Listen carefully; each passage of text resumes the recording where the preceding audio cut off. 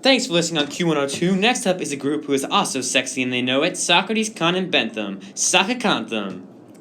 Oh, Athenians, I mean Philadelphians, welcome to Sakacantham Marathon. I am Socrates. Today we are going to be discussing the body of laws that the students of the local Radnor High School are operating under. We'd like to introduce a hypothetical to discuss our first point. Thank you, Khan. You are a teacher. A student is hurrying to class with something clutched in their hands. You approach them and inquire how their morning went. Up close, you notice the student has bags under their eyes. The student responds, I had a really tough morning and was up late last night doing homework after band. Then you notice that the object in their hands is a bagel. The student is eating in the hallways, a level 1 violation which, according to the Radnor High School Student Handbook, is punishable by detention. Do you punish the student or not? I believe that the teacher should allow the student to eat in the hallway because it will increase the overall happiness of the students and limit the hunger pains that they go through. More people will be happy because they will be able to eat wherever and whenever they would like to, and this will thusly increase the happiness of everyone. Your point is valid, O Bentham, but what of the vermin that could infest the hallways as a result of the food crumbs? Won't that take away from the overall happiness?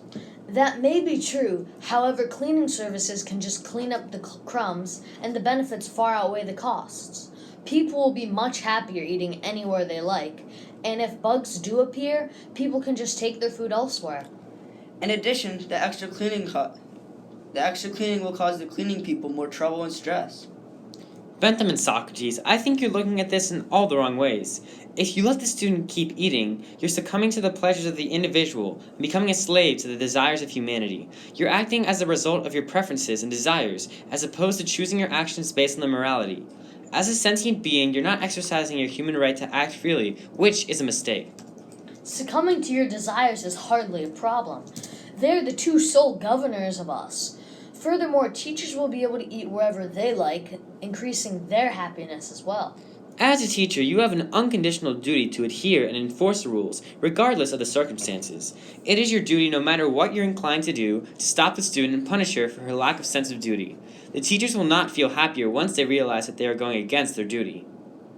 Kant, I believe, but correct me if I'm wrong, that we are not only questioning what the teacher should do, but also if the rule itself is just.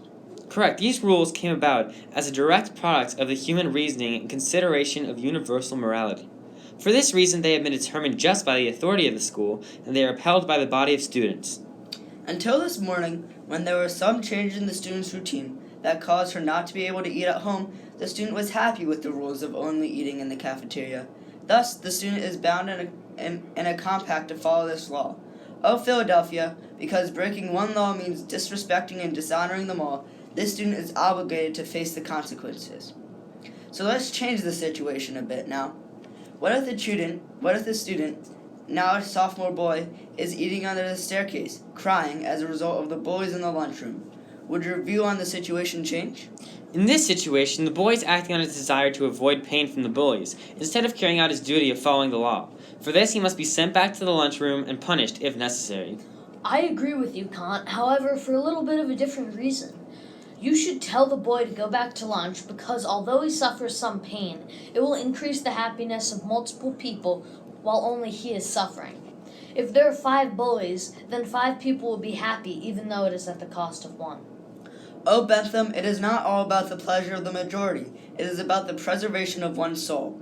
The moral code of the teacher determines their action in this situation. If punishing the boy and sending him back to the lunchroom to the hands of the boys will corrupt the teacher's soul, then the teacher must let the boy stay and keep her soul clean. However, if following the rules are what keeps the teacher's soul clean, then the teacher must send the student back to the lunchroom. Valid point, Socrates. Furthermore, the teacher has the duty to follow and enforce the rules, and to overcome his desires to feel empathy for the boy. Next, I'd like to talk about the topic of insubordination. At Radnor High School, insubordination is considered a Level 3 violation. In other words, disobeying authority's orders, showing disrespect, or questioning a teacher's authority is worthy of reprimand and even suspension. You're the principal at Radnor High School. The morning bell has just rung. You see one girl wearing a shirt with a Confederate flag on it. Your school has been having some racial issues in the past weeks, and you know her shirt will cause some controversy and possibly even a fight. People are already giving her strange looks. You walk out of your office and ask her to put on a sweatshirt. She replies with a menacing look, "No, I'm going to express my beliefs whichever way I choose." She disobeyed your orders directly, but also provided a valid reason. Do you still enforce her detention for insubordination? Everyone has a right to be a gadfly and to make their own choices. The girl has every right to hold her own views and speak them, which, in this case, would be wearing the shirt. If the principal decides to punish her, as the shirt is offensive to some people, then the girl has her duty as a citizen to accept and oblige to the punishment he imposes on her. By staying at the school, she has bound herself in the social contract of the school, so she must stay there and complete her detention. On the contrary, the student should certainly be punished for this action because the dissent should have never happened in the first place. Allowing people to dissent wherever they want will decrease the overall happiness. People, especially students, are comforted by routine, and if people are constantly disrupting their routine, it will disrupt their happiness. Insubordination should be punished in all cases, no matter the situation. As a school, the student and teacher body have come to the consensus of a dress code. Using the same capacity of reason that every individual in the school possesses, the consensus that a student's manner of dress and appearance must not be disruptive to the teacher/learning process has been made. It can be argued that the girl's shirt disrupted the learning environment and therefore had to be covered up. Yes, disruption to the learning environment isn't beneficial to anyone. However, she could have also been acting out of duty to pay homage to her belief system instead of values. She may have been acting out of respect towards her culture. If she is truly acting in efforts to preserve her moral beliefs and soul, her act of dissent is completely justified. Covering the shirt would corrupt her soul. However, I still hold that she needs to accept her punishment if a punishment is given. The real question lies within the morality of her motive. Was she using her shirt to incite conflict and violence, or simply carry out her duty of standing by her beliefs, even in times of conflict? Did she use reason to make the decision to wear that shirt, or did she throw it on in a pursuit of personal pleasure at hurting others? It all boils down to whether she decided to wear the shirt using reason and valuing the morality at the end, or acted heteronomously and performed X to achieve a personal gain Y. Another situation. A freshman is on the girls' JV tennis team in the fall. The upperclassmen on the team tell her one day that she must come to school wearing a bathrobe, high heels with fuzzy socks, a tennis skirt over jeans, the tennis tank top uniform, a shower cap, and a backwards visor. During the next day, a teacher asks the student why she's wearing that outfit. The student replies, "For the tennis team, all the freshmen had to do it. You're the teacher. What do you do?" Keep in mind that according to Radnor High School handbook, hazing is a level 3 violation, punishable by detention, suspension, or even criminal charges. Overall, any case of hazing shows that the upperclassmen think themselves to be superior to the freshmen. This belief of superiorness makes them less wise than the freshmen, who have no illusions about how wise they are. Because they are less wise and less superior, they have no right to humiliate the freshmen.